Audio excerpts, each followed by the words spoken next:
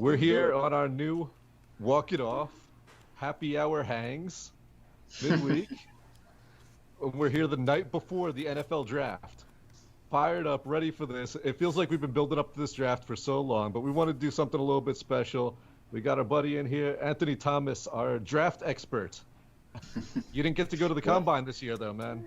no, no combine. I don't think anybody got to go to the combine this year. So, that was, you know, we'll have to see how it kind of transpires after the draft. With no true medical, no true information outside of the pro days.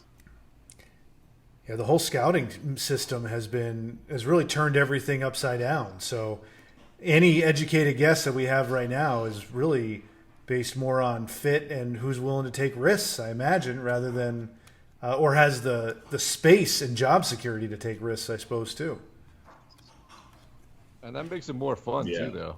When you're not really sure what's going to happen, when we got all these rumors flying around, some teams that might sit it out, some teams that have big, obvious holes they need to fill in their team right now. And then we got maybe, 5 quarterbacks in the first round. Yeah, some are saying 6, so I think it'll be 5. But we could see Kyle Trask, Kellen Mond jump in there. All right, that's what we've been hearing lately, right? This has been a lot of fun. That 6th quarterback is one of my favorite Yeah. questions of this draft. Because for a couple weeks right now, Kellen Mond seemed like the guy early in the process. He was number 6. And then a couple weeks ago, we started hearing Davis Mills' name really hot. That he was passing everybody. He was going to be number 6 off the board. And then just in these last couple days, like you brought up, I was hearing the same thing. That there's a couple teams real high on Kyle Trask now. Yeah, I mean, Davis Mills. So what I've heard, I haven't really watched too much of him, but his Stanford tape. He prospect coming out of high school, and he's gaining some traction. For sure. Been injured a little bit, but some teams can definitely take a flyer. Um,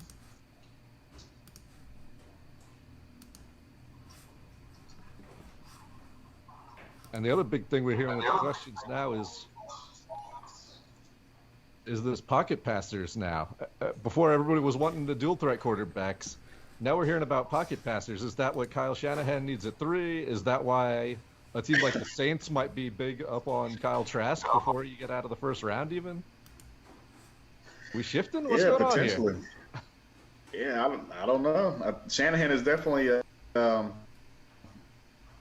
putting steam in that boat. He's he doesn't really want a mobile guy. Matt Ryan's pretty mobile, right? And so that was his desires to potentially go the Mac Jones route is definitely interesting to follow. But you got a Shanahan system getting installed in New York where the Jets pick 2. And it still seems like Zach Wilson's their guy.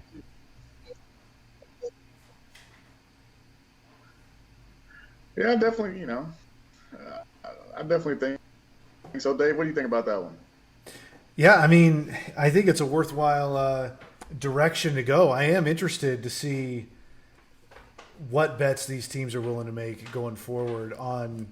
I don't know, Drew, what you bring up is really interesting. And I mean, maybe it's not the best narrative, but I look at this year where Tom Brady moved and won a Super Bowl and has established himself as almost not arguably the best quarterback of all time.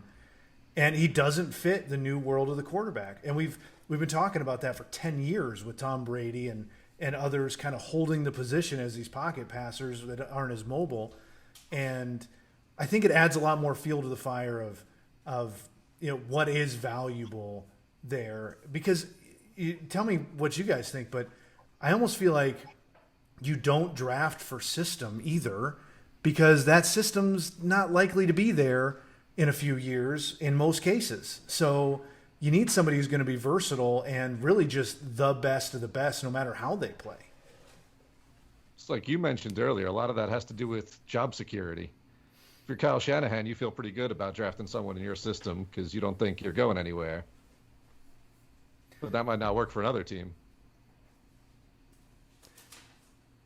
Yeah, definitely at the top end of the draft. There's there's a few teams that feel that they have that security. Urban Meyer, first year, he's definitely got some security for the long term with Trevor Lawrence. Then Robert Saleh, coming in with the Jets, hey, they cast away their old, and they're looking to start. Thank start God, no more gays. Yeah, that's a whole nother conversation. We could have a whole show on that Gates himself. That's true. But there's and then Arthur Smith with Atlanta. He's coming in fresh. Who's number three? Number three is Kyle Shanahan. He's got some pretty solid jobs. Everybody is there's a lot of fluidity at the top end for sure in terms of head coaches. A lot of new coaches. Man, when you read it off like that, it almost seems like the teams that were real shitty and pick at the top of the draft fired their coaches. Yeah, well, they're bad for a reason. They're up there for a reason. So. All right, I see you're a Falcons fan. We know that. We see your rise up over there. You want to go on and talk for a whole show about that gradient pattern jersey, right? Yeah, so it was interesting.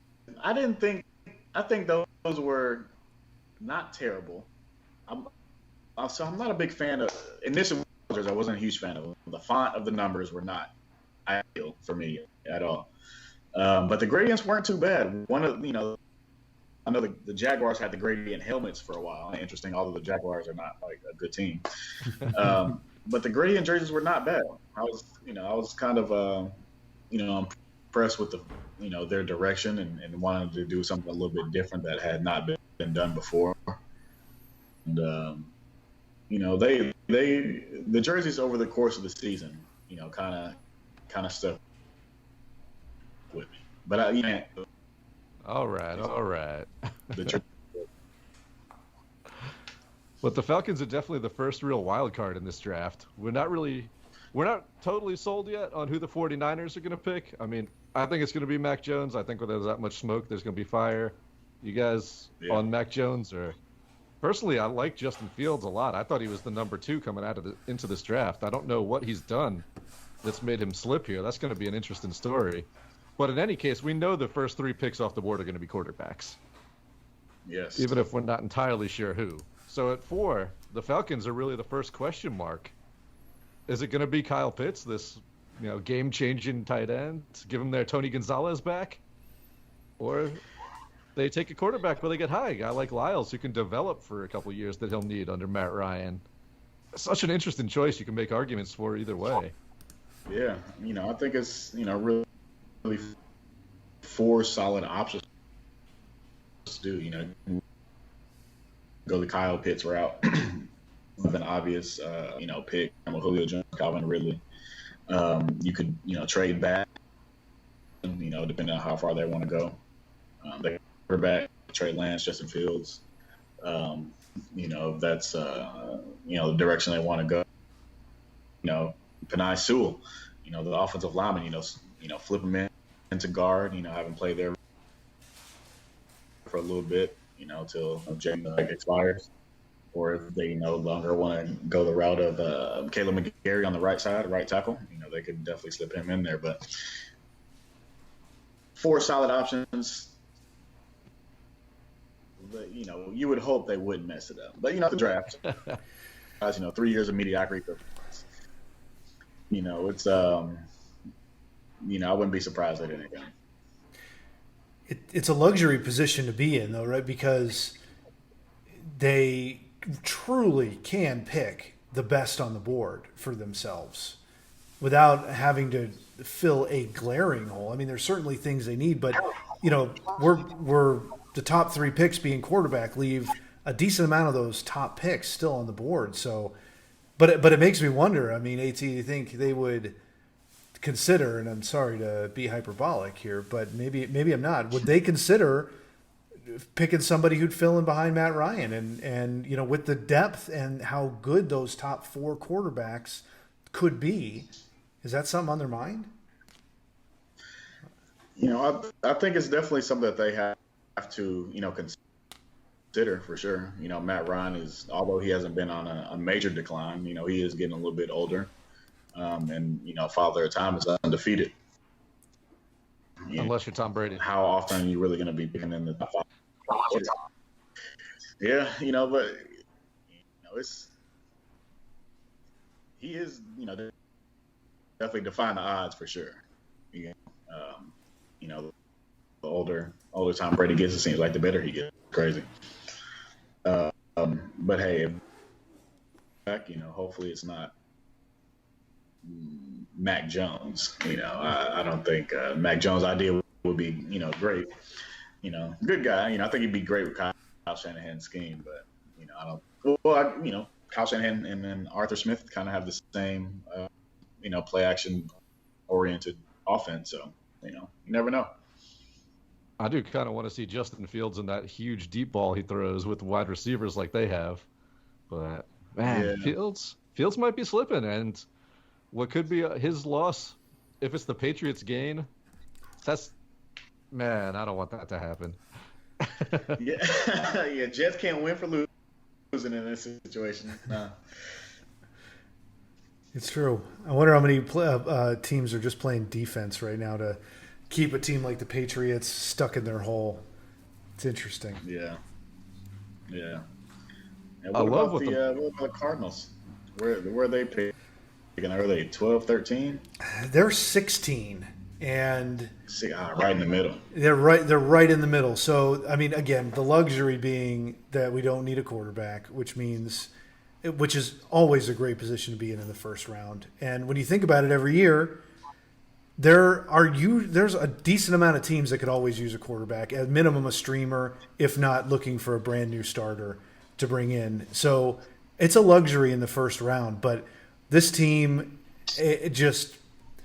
what they need is depth. That's the biggest thing that they need. Even one of their weaker positions, or unproven at this point, is cornerback. We brought over Malcolm Butler, which I think was a great signing, and at least gives us a little bit of an anchor and some veteran leadership there, which we need after losing Patrick Peterson. But Byron him on a different team. Yeah, it will be weird. And now it's kind of funny, him wearing purple and gold, kind of not really purple and gold, but looking like he's back at LSU. It's kind of nutty.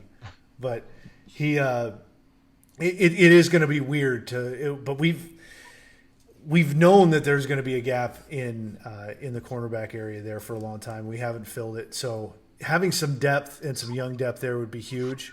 But, I'm also looking at Chandler Jones's job and thinking we've made some moves at edge rusher, but we haven't gotten a lot of time out of Chandler Jones recently. And contract-wise, beyond next year, I think there's nothing guaranteed. So who knows?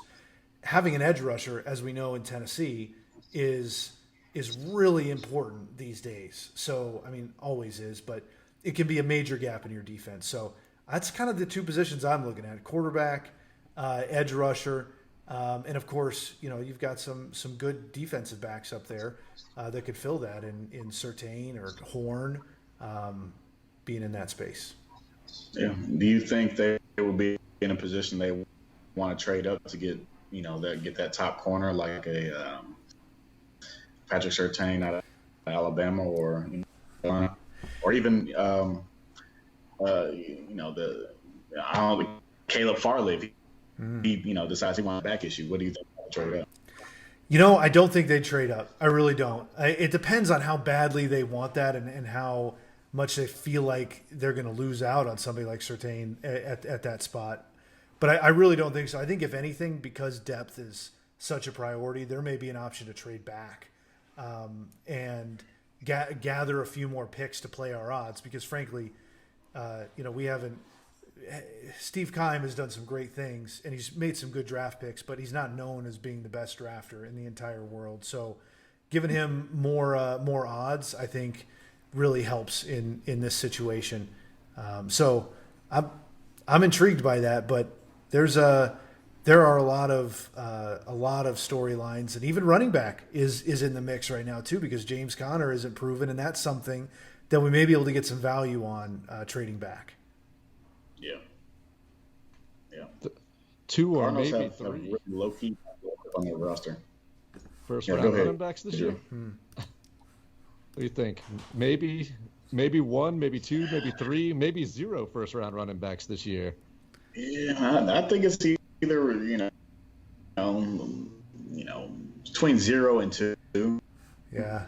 I wouldn't be surprised if Najee Harris and Travis Etienne went in the back end, but I think that's the extent of that for sure. Been hearing a lot of buzz about North Carolina lately. And he's got that big build running back. You're breaking tackles. We get to see, luckily enough, here in Nashville, we've been watching Derrick Henry the last few years. You talked earlier about how much of a copycat league it is. You see a pocket passer win the Super Bowl, and all of a sudden that becomes the rage again. Could big running backs be getting back into vogue a little bit more? Instead of those scat back, the wide receiver / running backs, of which you got some good ones in this draft too. Mm-hmm. Yeah, I mean, big running backs are definitely exciting to watch. Like those Eddie George type guys, and Derrick Henrys, and kind of like a Jerome Bettis. I don't know if there's a Jerome Bettis in this draft, but those guys are fun to watch and fun to see people get run over. Yeah. Bring back some thunder and lightning. Those are my favorite. Yeah. It's hard to find those guys though that can stand up to that kind of wear and tear and have the versatility to stay on the field as long as you need and want somebody like that to at least to be exciting, right? Like there's if you can find a lot of those guys that are running in tandem or so you're just not seeing them at the volume and in the way you're seeing Derrick Henry. So it'd be fun to get a few of them in there though, and I certainly love it, but they're harder to come by. Man, let's talk about that Titans position too, because I think that's of course, that's what we're going to be real interested in here. But I think the Cardinals talk lead into it was pretty perfect because those needs line up a lot. A lot of the mock drafts for a while, I was sitting on Elijah Moore, like a lot of people, a slot wide receiver. He's going to be perfect for what they need, losing out with Adam Humphries. But losing Corey Davis, you might want maybe one of those bigger. There's going to be a whole second tier of wide receivers around that mid to late part of the draft. You can take your pick with, slot guys like Elijah Moore or a bigger guy like Terrace Marshall, or maybe, just real weapons after the catch like Kadarius Toney or even Rondell Moore. But the more I think about it, the more I think that cornerback, if one of those 4 guys is going to be there, that's where I'm leaning if I'm the Titans. They can surprise people. John Robinson definitely seems to be a best available guy type of pick, and he's not afraid of taking a risk like we saw with Jeffrey Simmons, a guy who was going to be out for a little while but had so much upside. Maybe Farley or Greg Newsome, who you're not so sure about, at cornerback could fit that spot. I definitely think it's going to be the corner or wide receiver unless one of those top edge rushers fall. You can't – if there's a chance that somebody like Kwity Paye or – I don't know. He's not projected that high in most drafts, but I feel like Olajari is going to go a little bit higher than people are thinking. And he might be a great fit with Jim Schwartz coming back to that Titans defensive brain trust. They're going to want to pressure the quarterback a lot. Yeah. And Bud Dupree can't do it all himself. Yeah. I think, hopefully he, first off, hopefully he comes back healthy after the ACL injury. Then they have Harold Landry. It's not a bad option. He's good solid. But I like Greg Newsome. I think Greg Newsome's going to be a great pro. He's got good size, good fluidity. Coming out in and out of his his turns, his breaks. But the Caleb Farley thing is terrifying. Considering the back injury. Technology has come a long way in terms of getting that fixed. He has had a couple bones shaved down in his back. But what if he comes in? What if a team snags him in the second round? Comes in and he's a all pro for 2 or 3 years. After being neglected in the first round. So I think the Titans are definitely in a good position to be multiple in what they want to do, whether it be receiver or cornerback or, edge rusher, which are all high priority positions. But luckily those, cornerback is relatively deep. Receiver is extremely deep in this year's draft. Edge rusher, those are always tough to find, but later in the first round, where the Titans are picking, there's some options available after those first 3 or 4 guys kind of come off the board. So I think they'll have options. I think the quarterbacks are going to cause a lot of trouble at the I think there's going to be 5 quarterbacks go in the top 20. So that's going to drive all the rest of the players back. So, good year to be picking for value. It really is. Yeah. And they could trade back themselves as well. They could have that opportunity as well. So. Yeah, it will be interesting to see what they do. I mean, again, I feel like a talking head here, or like one of the sensationalists, but you always come around to quarterback, and that's still a variable for Tennessee too. And I just don't see them rolling the dice right now, but because teams never do that. Teams never have the foresight at this point because you give up so much value right now if you go at quarterback that could make an immediate impact. But I think that's some. So you're saying you're a Packers fan, huh? Of the draft, huh?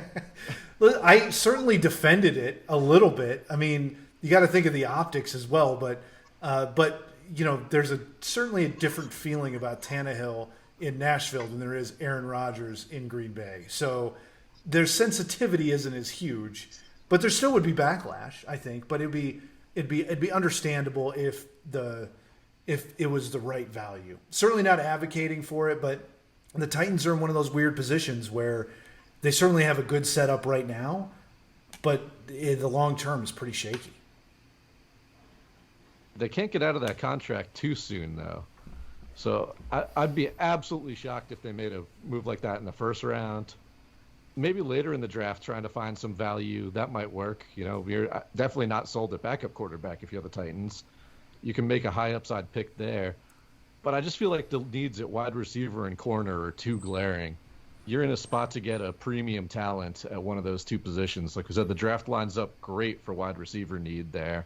And probably one of those 4 cornerbacks are going to be there. Although we talked about that with, Dallas will likely be in the market for a defensive back. Arizona for sure. The Jets picking right behind Titans at 23 with their second pick they got from Seattle in the Jamal Adams trade. They're going to be in the market for a corner for sure. And there's really only 4 guys we're seeing this year with surefire first-round drafts, and that's if you feel confident about Farley's injury. You got to feel good about your training staff, and yeah, it's a tough year for that. So I could see the Titans doing that later on. Personally, what I'd love to see for the Titans right now would be one of those 4 corners. Newsome would be my guy right now.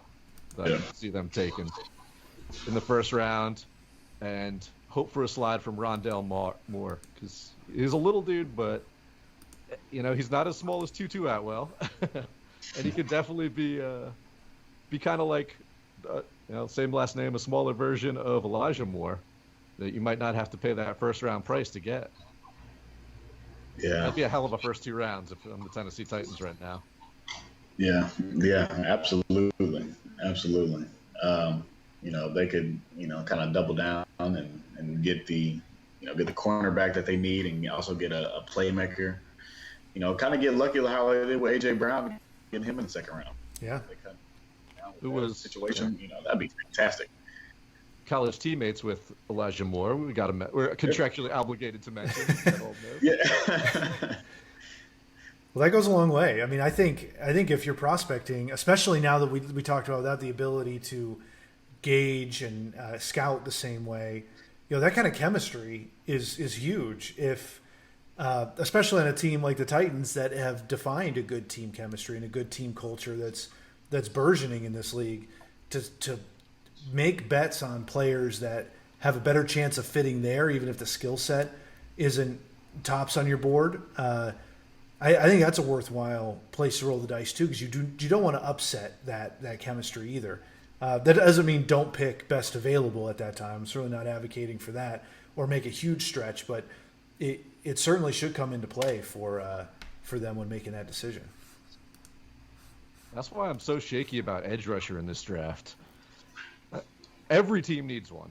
Every team needs more than one. Every team's always looking for more ways to pressure the quarterback. But everybody in this draft's got big-time questions. I could see any of them sliding. Gregory Rousseau was pretty much the top-ranked early in the draft process, and he had a poor final year in college. What we've been hearing about his interview process hasn't been going so great. He might have put himself out of the first round entirely. His teammate at Miami, Jalen Phillips, has injury questions. Definite risk there if you're picking him. Kwity Paye even didn't really have that much production in college. He's not a sure thing by any means. He's still pretty raw. But he's got all the tools. You can definitely dream on him being a high-end edge rusher. So all these questions, everybody's got real big boom-bust potential. That's personally why I think Oluwari is going to be moving up a little bit on some teams' board. He might be one of the safer picks as we get into actually making the picks tomorrow night. Yeah. And just hearing you say, making the picks tomorrow night, that warms my heart right there. That's a good time. That is a good time. It's it swiftly got here, and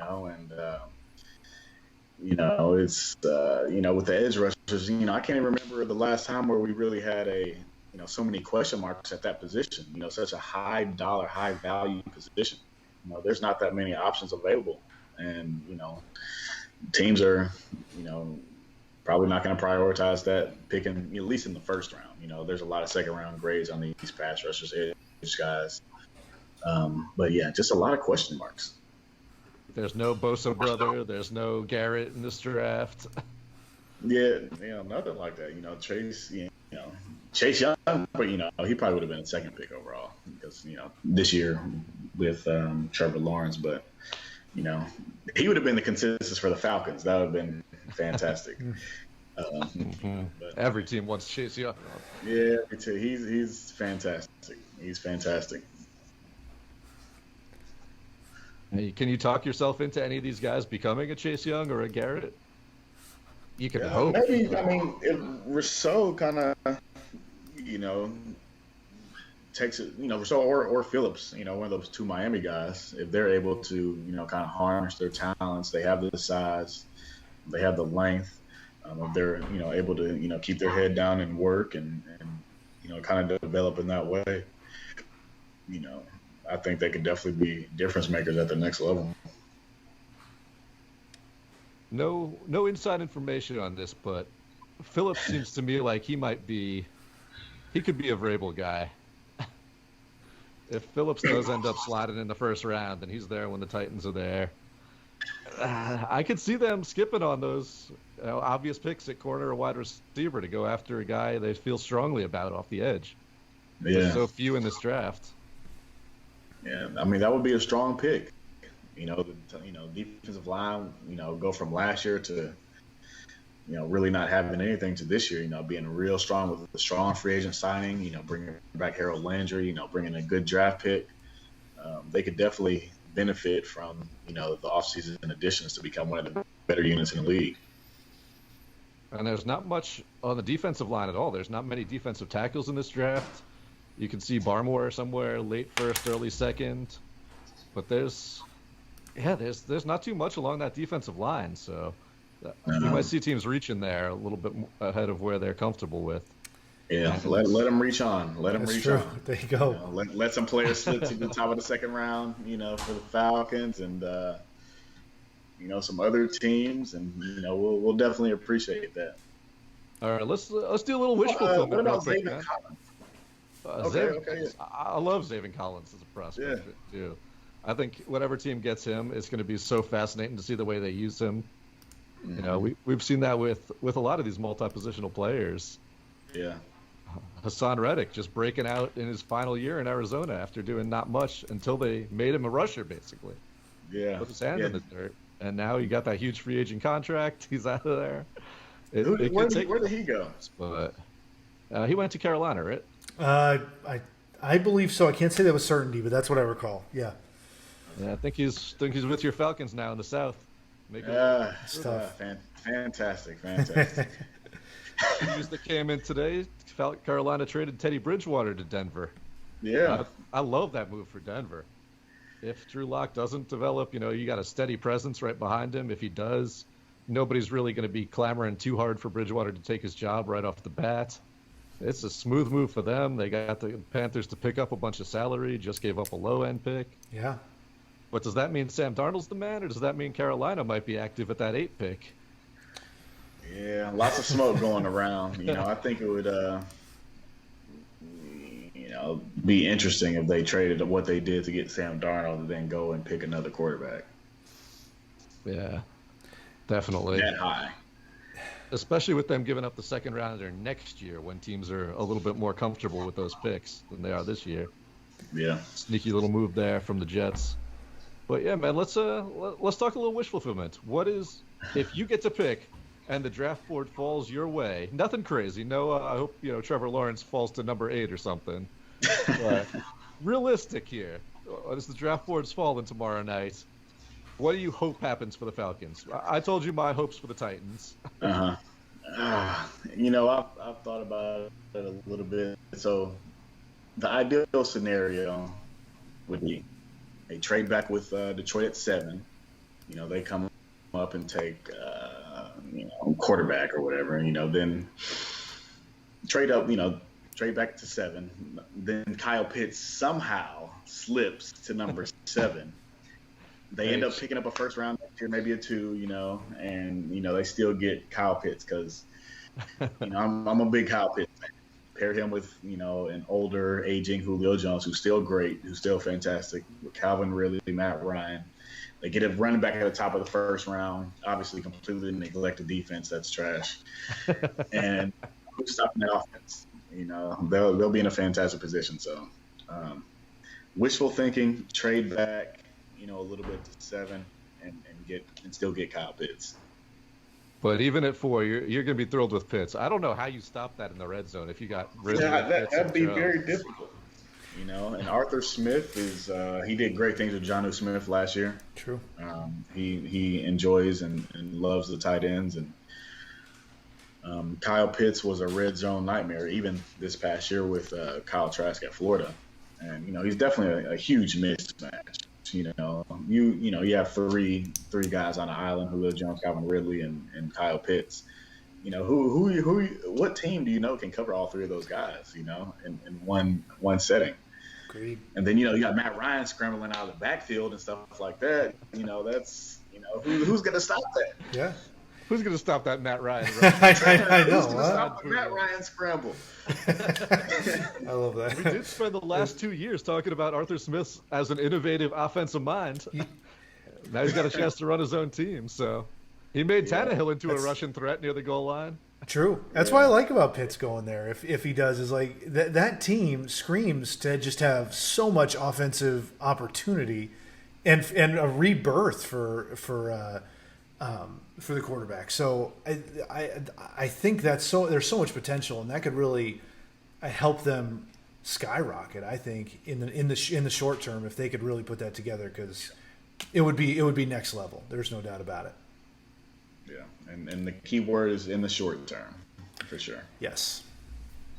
Dave, we'll give you the wish fulfillment question too, but the Cardinals, they're just not as in an interesting draft position. I'm sorry. No, they're not. I mean, I think if you want to talk excitement, it's Tell us that the Titans one too. Let's go. All right. So if you want to talk excitement for the Cardinals, it's that. All right. So Drew, you and I talk about this a lot. One of the great things about the draft, when you mentioned this, AT, about the warmness in our hearts about the draft coming up, it's that hope, right? It's that hope just boiling in our pits and coming out. The pits, not these pits, like our actual, like the pits of our. So, so what I really want to see from that perspective, and honestly, this could go towards the Titans, is that they do trade up, right? Like you see them mortgage some things down the road. This might not be the smartest move for either of them, but because what you do is you believe that the GM's got his eye on somebody good, that he's got the perfect fit up there, and there's somebody worth rolling the dice on for both of those teams in this position where there aren't glaring holes. So that means they found somebody that's the perfect fit and is going to make an immediate impact and fit the team. So I can't say who that would be, but like I'm talking storyline wise, like that's what I would love to see from both teams. Otherwise, truthfully and realistically, I'd like to see them both stand pat and just take best available, which is in an ideal situation is going to be somebody falling from like that mid-tier 10-11 in those roles that we're looking at and fall to them. And I mean that could be a variety of players at this point, but that would be a lot of fun to see happen. And if you see other teams getting desperate for one of those top 5 quarterbacks, it's more likely this year than in previous years, maybe. Yeah, and there's always somebody else who sneaks in, overvalued. Some team takes a reach, and it disrupts everything. And I don't know who that's going to be now, but there's going to be a top team or two that just does something dumbfounding or super surprising that's going to change the back half of this first round. Who's taking Jalen Reagor over Justin Jefferson?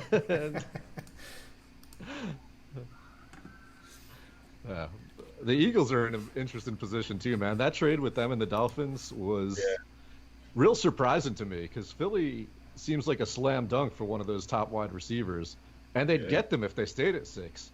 Now seems like where Miami's going to go. You could reunite Parker with Tua, and it'd be real interesting. You know, Jalen Waddle's right there as well. Those top 3 wide receivers for sure. Yeah. Everybody wants Jamar Chase. And then, you know, Penei Sewell. I'm a firm believer in building your team from the trenches. Yeah. And he's the big name for offensive line this year. It's going to be fascinating to see what Cincinnati does. If, as predicted, they end up with a choice between Sewell to protect Joe Burrow or to reunite him with his big weapon at wide receiver from college and Jamar Chase. That's going to be real interesting to see. But there's going to be teams that are going to be wanting those big offensive line picks too. You know, Slater out of Northwestern's been a big name lately at offensive tackle. And one of the guys we've been seeing that's got a lot of helium as the draft comes up is Vera Tucker out of USC. I think that's going to be a name that goes off the board a lot faster than people think as well. Look, that's the easiest way to make your team better. We saw Ezekiel Elliott this year couldn't get anything going behind an injured Dallas line. But when Dallas put all those resources into a big belly. And a big belly. Well, he got to eat. He got to eat. Yeah. He got to eat. You were eating too much. You was eating I love that. too much. You saying he's got to wear his jersey different now? Yeah. I think that's how it was naturally being worn. You know, his belly was just hanging out the bottom. Is that Trey Sermon's look too? I'm not sure. I'm trying to remember that. That's that OSU thing, huh? Yeah. Yeah, but you know, I think definitely, you know, talk about Cincy though. You know, they definitely have a tough decision. But you know, it all depends on what, you know, the team builder's philosophy is, right? Do you want to reunite Joe Burrow with, you know, his Heisman winning campaign wide receiver that helped him get to that stage, or do you want to protect him from another significant injury? You know, I'm kind of with you, Drew. I think you know, building from the trenches is really the way to go. But how do you not want to pair him with his old buddy, his old pal that so many touchdowns to? You know, that's either way they're in a good position. You know. Yeah, and you got to think you're playing to the fan base too. I mean, that's something we don't talk about as much, but you know, to have Chase in there playing with him, or even somebody like Kyle Pitts at that pick if he's available, to bring a lot of excitement to that offense is huge. Just to build on the momentum from last year, but I'll just throw my hat in the ring with you two fellas that building from that offensive line, especially when you've got a quarterback that you can see being there for a decade if all the cards fall right or plus. There's nothing more important that you could do at this moment to build out of that space that the Bengals have been in for far too long. You don't mortgage the long term for the short term right now. You really don't, because you have the best optimistic view and outlook that you could have at this point. Yeah. All right, I'm gonna tell you guys about my favorite draft moment of mine. AT, I know you do the mock draft every year. You can back me up on this one. The 2018 draft. As a Jets fan, all we were talking about was them trading up for the pick that became Sam Darnold. I was not for that trade. giving up 3 second rounders to move 3 picks when personally I loved Quentin Nelson. Thought that road grader at tackle is going to be your guy. Or guard is, sorry, if you're Nelson. That road grader on offensive line can make a team so much better. So that if they wanted a quarterback, trade up to the end of the first round and pick Lamar Jackson. Now, if you're the Jets, and if you picked Quentin Nelson at 6, kept your 3 second rounders, gave up that 1 second rounder that the Ravens ended up using to trade back into the first round, and pick up Lamar Jackson, we're talking about a totally different Jets team right now. So you also would be talking about Adam Gase still with the team. That might be true. So what's the trade-off? Yeah, you can't have everything, Drew. Jackson be out of the league by now. Yeah, it's true though. Like you put those storylines out there, and it's right coach, right place too. Which is I'm excited about Arthur Smith in Atlanta. Building that offense and doing something like that, they've got something fresh and new that could really set somebody up for success. And certainly under Adam Gase, Lamar Jackson would not have been. So, I like your optimism of how that might have turned out, but there's a lot of other roadblocks in there, and it could have been a little different. Adam Gase definitely one of them. For sure. The main one being that it's the Jets. That's true too. Sadly, sorry, but that's true too. I'll say my Jets dream for this draft is I'm the same way I was with the Titans. I want them to pick one of those cornerbacks if he's there at 23. Grabbing Greg Newsome there, grabbing Caleb Farley there would make me incredibly happy because they got nothing right there. And then you hope that Travis Etienne gets past Buffalo at 30, and you can pick up Etienne with the second pick of the second round. And I'd be feeling great as a Jets fan if those two come through. So, of course, Etienne's probably going to go before Najee Harris somehow. Yeah. Let me ask you this. So, with the first pick of the second round, which is the Jaguars, do you guys think a team would trade up and to that spot to pick somebody that slipped to the second round? I always think that's such a valuable pick, those first couple picks in the second round, now that they split it up so the first round is the first day. You got a whole day to be a team that's like, holy shit, I can't believe that guy made it out of the first round that we had real high on our draft board. You got a whole night to think about that. Yeah. And maybe put something together to move up. It's a great point. I definitely think one of those two running backs, if they don't both go in the first round, I think, Etienne or Najee Harris will be available. I think they're better than last year's crop of running backs too, which was Edwards-Helaire, DeAndre Swift. There was another guy in that mix as well. Cam Akers a little bit later ended up being maybe the best of bunch by the end of the season. Yeah, he was pretty solid. He had a great playoff game against Seattle. But yeah, I think those two guys are better. So I guess maybe they do end up going in the first round. Man, yeah. It's so exciting though. I love talking about the draft with you guys. Right, this is just so much fun to get into the weeds on this again. Yeah. I think that's where you'll start to see offensive line too.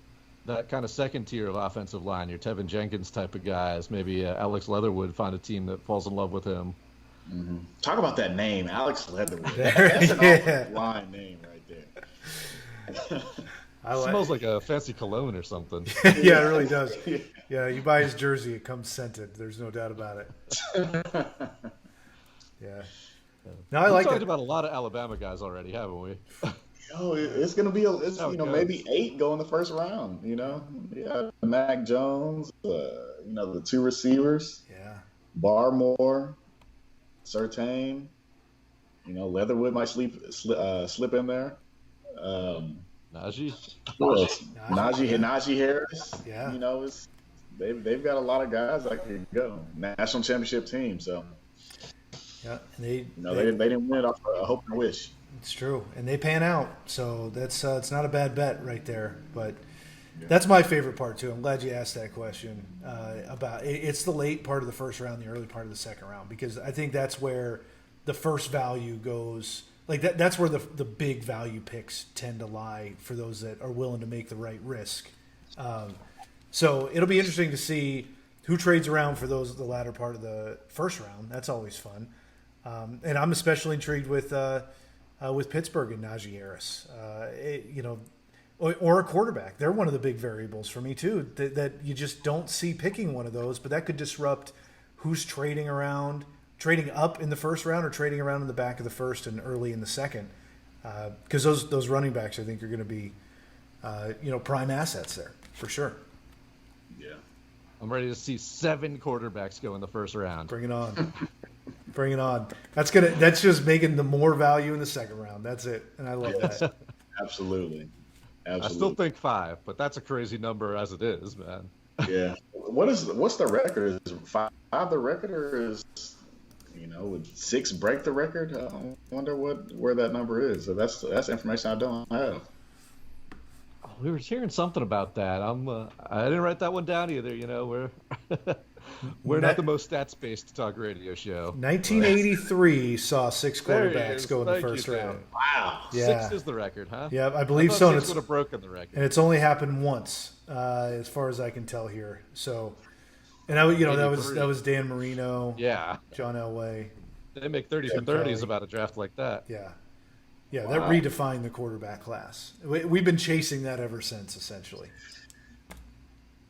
Wow. Well, if that's the trend, hopefully the Jets are on the right side of, drafting a Hall of Fame quarterback. If we do get six quarterbacks in the first round, That's right. that'd be Got that choice. Yeah. So let's talk about Zach Wilson. What do you think about him? Man, I was personally my usual go-to method on quarterbacks. I'm a big believer in winning quarterbacks. If you're a college quarterback, you're a winner. That's a skill that translates. That's why I've been higher on guys like Deshaun Watson, on guys like Lamar Jackson than most, because I feel like if you're a transcendent talent at quarterback, especially in college, going up against lesser competition, you're going to make your team rise a level. And there's ways that gets shaky. You don't know what's going on with Trey Lance this year, the guy who's played 1 game in 2 seasons, 17 games in his career, all against lower competition. But everybody loves his intangibles. Everybody loves his interview process, his accuracy. He's building up big on that. So Justin Fields was the guy I was feeling best about at the number 2 pick going into this. He had a tough start to his college career, went to Ohio State, and took them to another level. He played well in some big games, not so well in others. But you can say that about Zach Wilson too. He wasn't nearly as big a prospect before this season, and he came up and he made BYU a team that was relevant in the conversation for most of this season. So I've talked myself into Zach Wilson, and I don't know if it's more me talking myself into it because I'm pretty sure he's going to be their pick. And I want to believe in Mormon Cuz over there. But I do love that skill that everybody talks about when you talk about Zach Wilson. His ability to get to his second read, his ability to make a play happen outside of the pocket. Those are kind of the skills in the modern NFL. So if that does translate over, I'll be thrilled with that. But I think whoever picks Justin Fields, if he ends up slipping, is going to get a winner there too. Yeah. So if Zach Wilson is not your pick, who would you take second? It would have been Fields. They got to get a quarterback now. So I've talked myself into Wilson. I think he's the number 2 quarterback in this draft. But yeah, I'm going to be watching Fields' career real closely too to see if that one went off right. Yep. They don't have the Trey Lance. I feel like he could be great if you let him develop. A team like Atlanta that's got a couple of years of Matt Ryan left, he seems real good there. And even to bring him in as competition for Sam Darnold, if Carolina decides to go that route.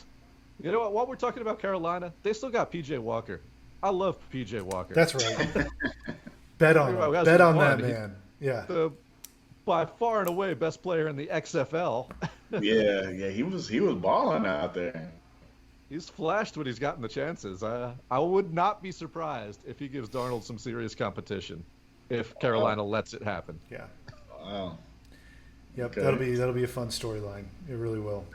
I will say that New York could use some wholesomeness from BYU. So I'll go through. I'll vote for a little bit of that wholesomeness winding up on the Jets just to set a new tone.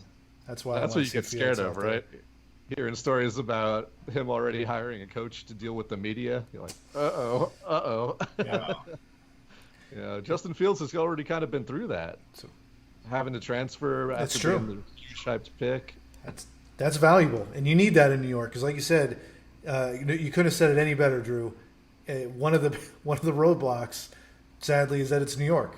You know, it's the Jets. It's a two-market city. It's an uphill climb. It's a rough, few years. So you got to have somebody who can withstand that too. So hopefully they're vetting that in the interview process and talking to references and all the other fun stuff, trying to figure out if that's going to work out well. But yeah, talking about Jets quarterback, I'm gonna need to start the happy hour beer right now, all right? That's right. Shots. It's the draft episode. I don't have any draft beer here at home, but we'll just go with a nice, solid cold Coors Light, all right? I love it. I'd be with you. I don't like doing these happy hour hangouts when I don't have a happy hour drink, but I'm staring down a 7-hour drive here as soon as I get off. So I'm not going to partake for that reason alone. Yeah. Ooh, 7 hours. Man, that's Probably a for the doozy. best. I know. It was either that or go early in the morning. I figure I might as well wake up where I'm going to be. So sleep in. I don't know what that's fair. like so much anymore. So Yeah, you don't want to be driving when it starts getting time to put somebody on the clock either. that's exactly true. I want to be settled. I want to have, like I said, my draft pad all set up, ready to rock and roll. So it just perfectly comfortable. I don't want to risk any missing of this. Yeah, it's Well definitely said. going to be a blast. It is. Definitely going to be a blast. Oh, man. So any of you guys got any who do you really like that name might not be flashing as much right now? Give me a pick that you think's going to be good. That's maybe a little bit lower on some people's boards. We know Quinn Miners is one of the big names right now that you're hearing a lot of people toss the sleeper label on. Trey Lance's offensive lineman right there, big dude playing for North Dakota State, who showed up in the Senior Bowl against big competition, and right now he's my dream pick for the Jets' second pick of the third round. Mm. But he might not even last that Mhm. long at this point. One player that I'm really I If he keeps I getting mentioned him earlier. Oh, go ahead, Drew. Who are some other names out there that might be, second picks or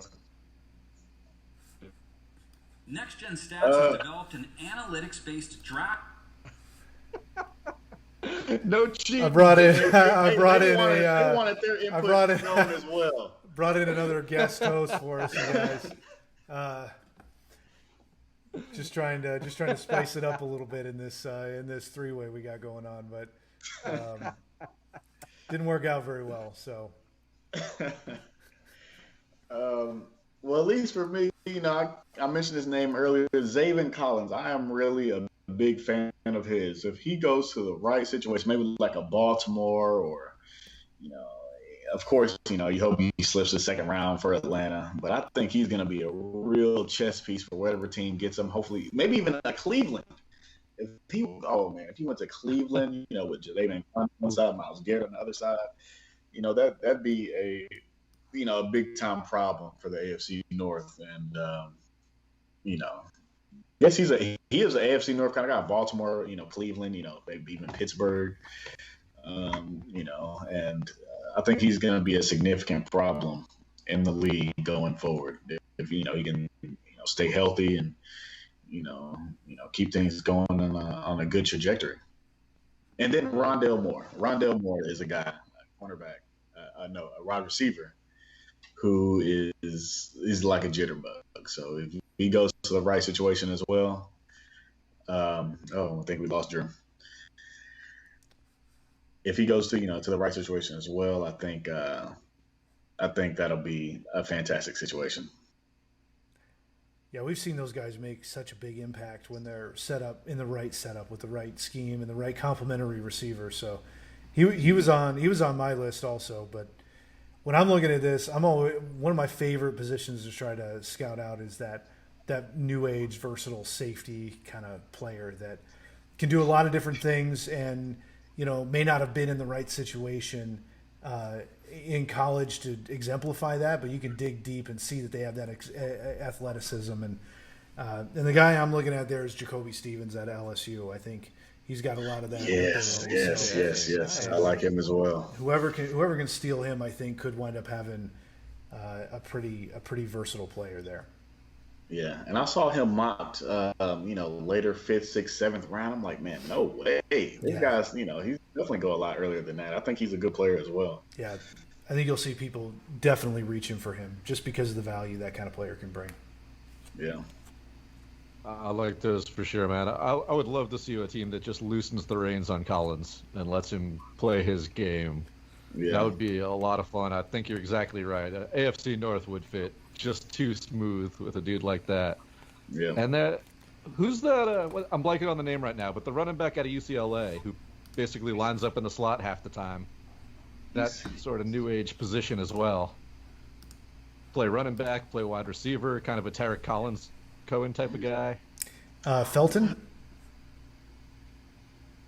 Is that who you're looking at? Sure. I lost the name. But I'm not sure about the UCLA guy. I lost him on the name, but he's been getting a little bit of buzz as a Tarek Cohen type of dude. And we've seen guys like that break a game in limited positions. True. So when you get down to, talking about day 2, late day 2, early day 3 type of stuff, I mean, look at what Gibson did for Washington last season. Yeah. That was expected to be his peak would be like as a Tarek Cohen type of part-time situational player. And he stepped up into that role and really showed out for Washington, which is still going to be the football team again next year. Come on, man. Hey. They were saying they might stick with it. It might just be Washington football. No. I'm already bought into it now, guys. I'm on board, and I'm not even joking with you. Like I kind of like the way it looks now. It's not bad. It's not. It's got just a classic basic look, and I'd be pissed. One thing, but not having a team name, come on. We talked about soccer, right? Football. This ain't soccer. This is American football. It is, but it's not unprecedented. And now I'll say, if it was my team, I'd be pissed. But it's not. Yeah, so let's roll with it. Yeah. And we could do a whole other show of that list that they sent out to season ticket holders of potential names, which were all terrible. So maybe there's something to that. Well, I will say, I think we're going to have to do a second show either way, because this is a blast having you back on here, Tony, man. This is awesome. So we got to do some more of this NFL analysis. Absolutely. It's definitely great to be here. Brought back all the great feelings and, getting prepped and ready for the draft. I'm going to sleep so good tonight. That's right. No doubt. Thank you guys for hanging out a little bit late. I know you guys got stuff to do tomorrow. Yes. We'll be there, I'm sure. Sure, we'll be texting during the draft and seeing what's going on. Yes, we will. For sure. We will. Hey, we know something surprising is going to happen, so we'll be talking about that. This is going to be a blast, guys. Yeah, hopefully surprising good for all 3 teams. Hopefully we're able to smile and win. Yes, exactly. Let's do it. We'll have plenty of reactions, I'm sure. All that's going to be, on social media at Walk It Off Radio. And this video will be there, walkitoffradio.com, our happy hour hang episodes that are there now. So, Dave, I'm going to leave that in your hands, trying to put together this 3-way conversation in a way that people can listen to it. We're going to do our best. I'll tell you what, it's going to be fun to watch either way. So, and then if all these predictions are wrong, take it down real quick. Yeah, I know. I want you guys to be ready to re-record very quickly tomorrow, and we're just going to splice it in, okay? We can do this. The miracles of technology. So, great seeing both of you guys. Good talk. Cheers, guys. Let's get fired up for the draft. Here we go. We'll be able to do this in person again sometime soon. Yes. Good to see you. You too.